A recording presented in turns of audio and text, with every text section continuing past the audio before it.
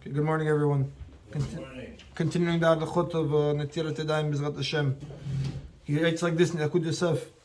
He says, Ladat Shulchan Aruch in Siman Kuf Samech Bet Seif Aleph, according to the opinion of Maran, Hanoter Tzich L'Akbiya Yadav, a person who washes his hands, he has to lift his hands.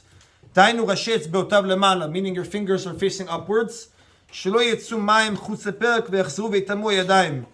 He says, because we don't want the hands to go outside of the joint, down from the knuckles and run back to your fingers. If you're going to hold your fingers down, so now your water is going to go down and make it impure again, which basically would defeat the purpose. V'hainu, he says, this would only be that would only be if a person didn't wash up to his wrists. We wash up to our wrists, so we avoid that problem as well. If you, according to Maran, if you would wash up to your wrist, you don't have to raise your hands anymore. Like we do if a person washes revi'it on each hand consecutively, one after another. According to Maran, you don't have to raise your hands anymore, because now you already made. Once you put a revi'it of water up on your hands, then he says it's not possible to make it tameh anymore. You already purified it in the best possible way.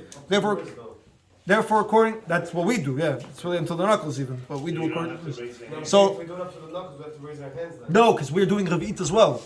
Right, so we're doing it better. So according to Maran, he says you don't have to raise your hand. Why? Because now there's no issue of the water going back down from the knuckles back. If you would go like this, the water is going to go back now because it touched here and make it impure. But since we washed our entire hand, all the fingers are up to the wrist, everything's already pure. So there'd be no problem of it running back down. It would already be pure. So why we lift their hands? Because he says, according to the Arizal,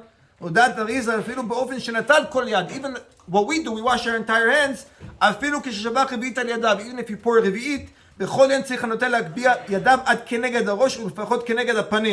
he says, you have to raise your hands nevertheless, he says, to the level of your head or at least parallel to your face.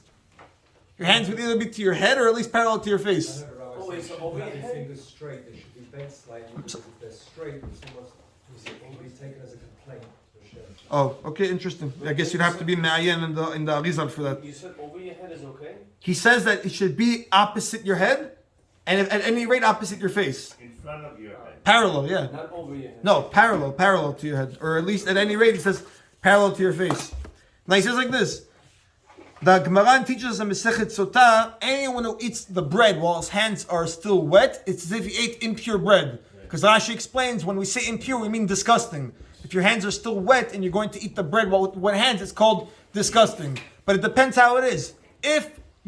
How we wash today, we avoid a lot of problems. If you were to wash with less than a revi'it, then you're actually eating impure bread, literally, because your hands are impure from the water that goes back to the food. But he says what we do today is we use the revi'it and we wash our entire heads, so we avoid that problem. You're only going to have the problem left of eating disgusting bread.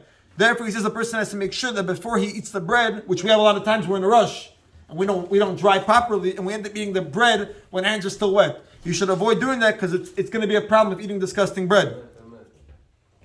He says, we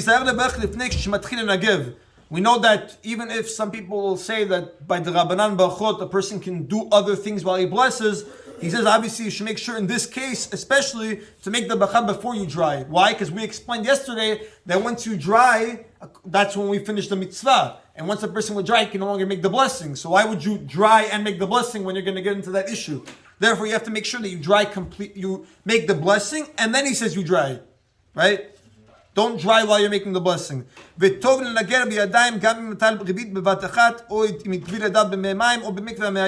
Maran has another halakha as well. Maran writes that if a person washes with the revi'it at one shot, like what we do, you don't have to dry your hands, Maran says. You can eat straight with wet hands.